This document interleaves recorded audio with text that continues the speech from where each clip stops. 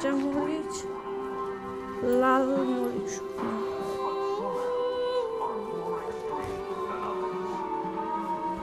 কিরে, তুই মেহমানের মতো এখানে বসে বসে টিভি দেখছিস কেন? তো কি করব? আমি তো এখন না ঘাড়কা না ঘাটকা, জামাইও না গেস্টও না। সত্যিকারের জামাই হতে চাইলে আমি যে লিস্ট করে দিচ্ছি, যাও বাজার করে নিয়ে আসো, আমি রান্না করব। কি? কে রান্না করবে? তুই? খাওয়া যাবে? আগে নিয়ে আয় কিনে, তারপর টেস্ট করে দেখ হচ্ছে কি হচ্ছে না। বাজার টাজার আমার দিয়ে হবে না। ওই যে নিচে সাইদুল ভাই আছে, সাইদুল ভাইকে পাঠা। মাও তো তাই বলছিল, সাইদুল নাকি এখন আমাদের বাড়িতেই থাকবে। ঠিকই তো আছে, একজন বিশ্বস্ত লোক দরকার তো আঙ্কেল আন্টির জন্য। বিশ্বস্ত না ছাই, এটা পরে বোঝা যাবে। হতেই পারে। এই সাইদুলের কিন্তু একটা স্টোরি আছে, এতক্ষণ বলছিল আমাকে। কি স্টোরি? একই রকম, নদী নাকি তার বিয়ে করা বউ, তোর সাথে কথা বলবে। এখন আমার এসব পেন আর নিতে ইচ্ছা করছে না। সাইদুলকে বলে দিস, আজ এরা ভং ধরলে একদম জেলে পুরে দেবে। আচ্ছা, বলে দিব। তো যা, বাজারটা সাইদুল ভাইকে দিয়ে আয়। দেখতো ঠিক আছে নাকি লিস্ট? তুই কিভাবে বুঝবি? রান্না করতে পারিস? খালি পারিস খাইতে। ওরে জেলে পুরার আগে বাজারটা করতে বল।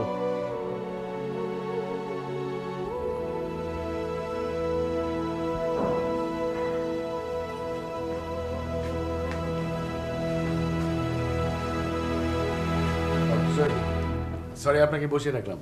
একবার ভেবেছিলাম যে আমি আপনাকে ফোন করি, পরে ভাবলাম যে না, অপেক্ষা করে দেখি আপনি নিজে থেকে আসেন কিনা। শেষ পর্যন্ত নিজের সাথে নিজেই পারলাম না। আসলে আমার তো ব্যস্ততা আছে, পরশু থেকে আমার অ্যাম্বাসিতে যেতে হবে, অনেকগুলো কাজ। রঞ্জনা কি এসেছিল? হ্যাঁ, ও ইনফ্যাক্ট আমার পল্লবের সাথে কথা হয়েছে ফোনে, কিন্তু আমি অবশ্য পল্লবকে বুঝতে দেইনি যে আমি রঞ্জনাকে চিনি। পল্লব? হ্যাঁ, পল্লবের সাথে আমার কথা হলো। নাম বললো পল্লব? পল্লব বললো কি? হ্যাঁ সরি, ওর নাম তনু। তনু, হ্যাঁ তনুই তো বললো। তনু নামে কাউকে চেনেন নাকি? তনু? তনু অনেক পরিচিত মনে হচ্ছে, কোথায় শুনেছিলাম। আমি ঠিক চিনতে পারছি না। আচ্ছা, আপনি কি তার সাথে দেখা করতে চান? আচ্ছা, রঞ্জনা কি এই ছেলেটাকে বিয়ে করেছে? না, এ ধরনের কথা তো আমি জিজ্ঞেস করিনি। ইনফ্যাক্ট রঞ্জনার ব্যাপারে কোনো কথাই না।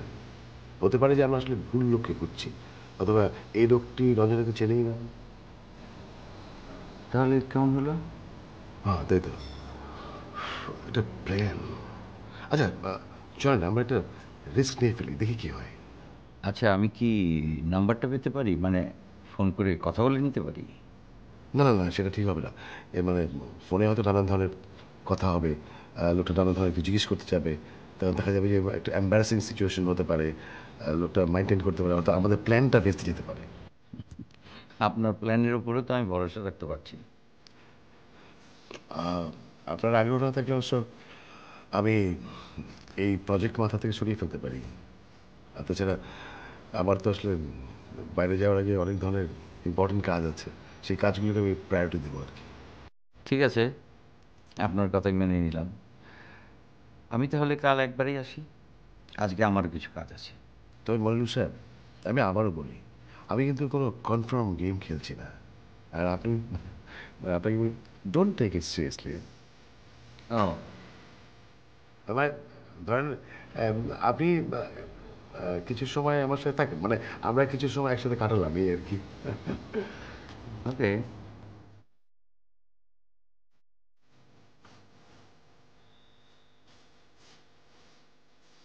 নদী, শোন, আজকে দুপুরে আমি খিচুড়ি রান্না করবো, তো তুই আমাকে হেল্প করবি। কি কি রান্না করবে বলে ফেলো, আমি রান্না করে দেই। না, আপনারা রান্না করতে হবে না, এমনিতে আমার বাবাকে রান্না করে খাইয়ে খাইয়ে লোভ দেখিয়ে ফেলেছেন। আমাকে কয়দিন রান্না করতে দে না, আমি তো আর থাকছি না। চলে যাবে? কোথায়? শ্বশুর বাড়ি। সেটা তো এখানেই, তুমি চাইলেই যখন তখন আসতে পারবে।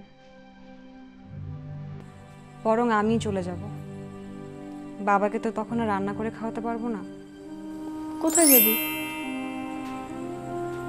জানি না। তাহলে বললি যে মনে হলো তাই বলে ফেললি? মনে হলো তাই বলে ফেললাম। আচ্ছা, এই যে সাইদুলকে কি তুই রাখতে বলেছিস? হুম, বাবা বলেছে। ওই হলো, তুই চেয়েছিস বলে বাবা চেয়েছে। আচ্ছা শোন, এই লোকটা যে নিজেকে তোর স্বামী হিসেবে দাবি করছে, এটা তুই জানিস? সে কি তাই বলেছে?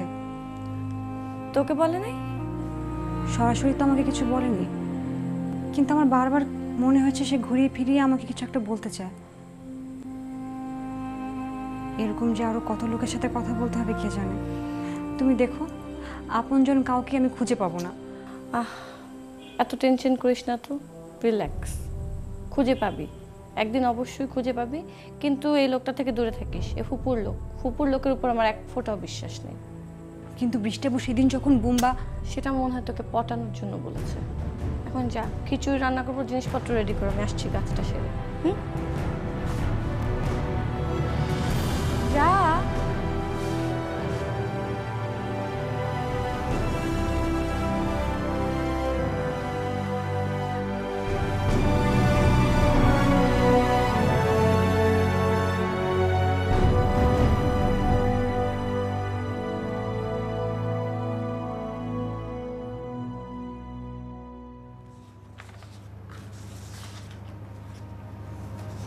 ভাই আপনাদের আইডি কোড নাম্বারটা যেন কত ছিল? ID code 111248।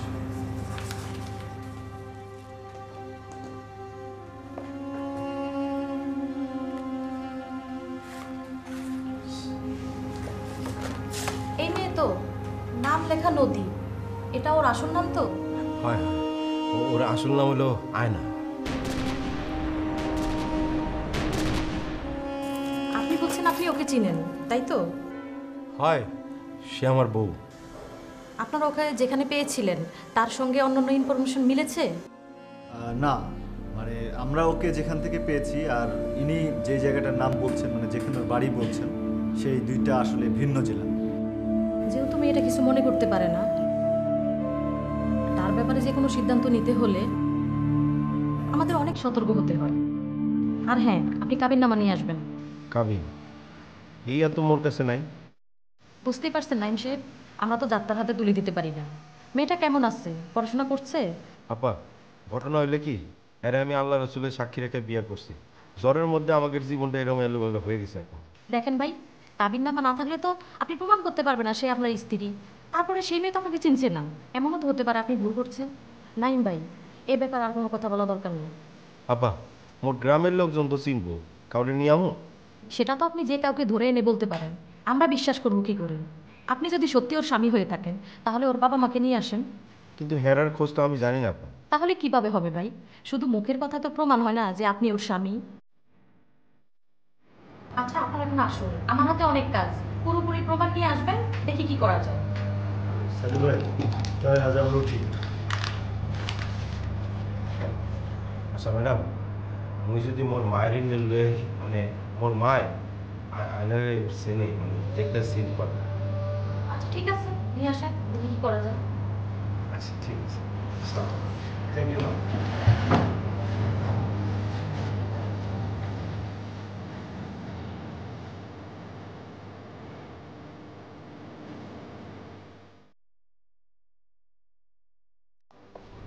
আমার নাম রনক, আপনার সাথে ফোনে কথা হচ্ছিল। আচ্ছা, আমি তন্ময় রহমান তনু। আমি রঞ্জনার বাবা। ও, সালাম। ওয়ালাইকুম আসসালাম। আচ্ছা, পল্লব রহমান বা মশিউর রহমান আপনার কি হন? জি। রঞ্জনা কি এখানে? হ্যাঁ, ও এইমাত্র গোসলে ঢুকেছে। তনু, আমি রঞ্জনার বাবাকে আপনার কাছে নিয়ে এসেছি। মানে আমার আমার নিজেরও মেয়ে আছে, তো তো আমি বাবাদের ক্রাইসিসটা বুঝতে পারি। হ্যাঁ আঙ্কেল, আপনি ঠিকই চিনতে পেরেছেন। আমি পল্লবের মতো দেখতে। আমরা আসলে যমজ ভাই। আপনার পল্লবের কথা মনে আছে?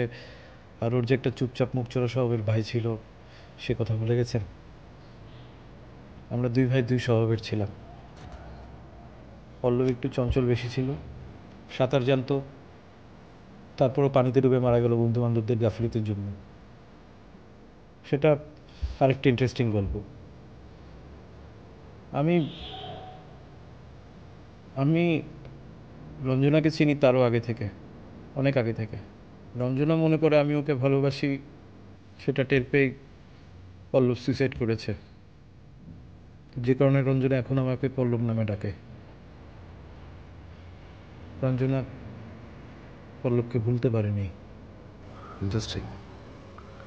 এত এত গল্প, এত কাহিনী, কই রঞ্জনা আমাকে তো কিছুই বলেনি।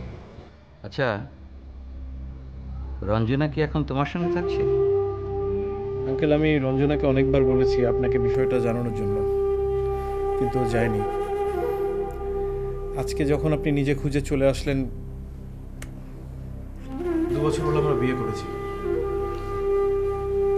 আঙ্কেল, এটা ছাড়া কিছু করার ছিল না। আপনি জানেন, এটা না করলে রঞ্জনা ড্রাগসের অতলে হারিয়ে যেত। কল্পনাপ্রবণ একটা মেয়ে, হাজার হাজার বাস্তবতাকে ঘিরে খাচ্ছিল। আপনি জানেন সেটা।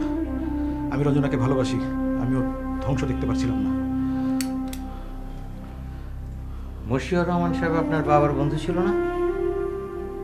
জি।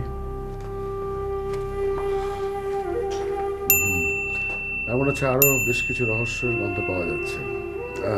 রনক, আপনার সাথে পরিচিত হয়ে ভালো লাগলো। ও বাই দ্য ওয়ে,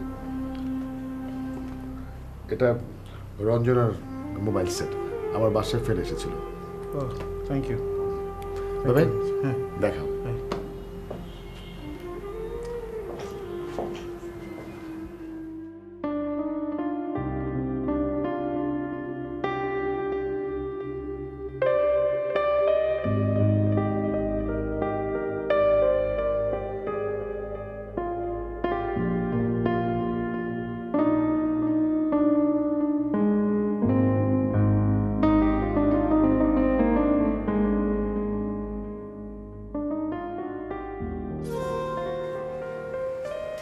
ম্যাডাম, আপনি মোরে খুঁজছেন?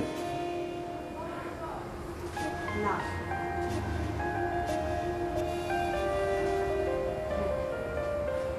ও কিছু কইবেন ম্যাডাম?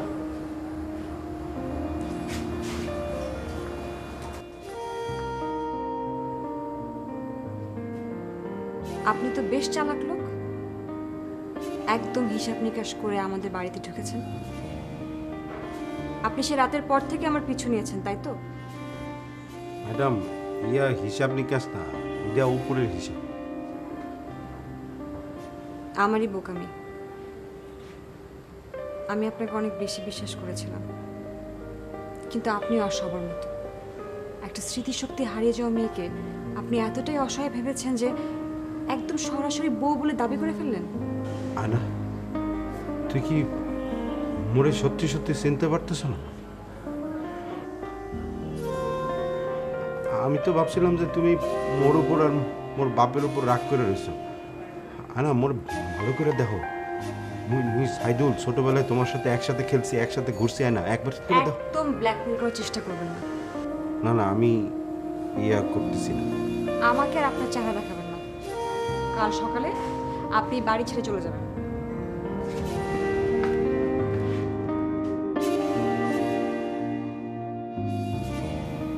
হয় না, যাও কাল রাইতে আমি বাড়ি যাও, মারে নিয়ে আসবো। সব প্রমাণ দিয়া তোর আমি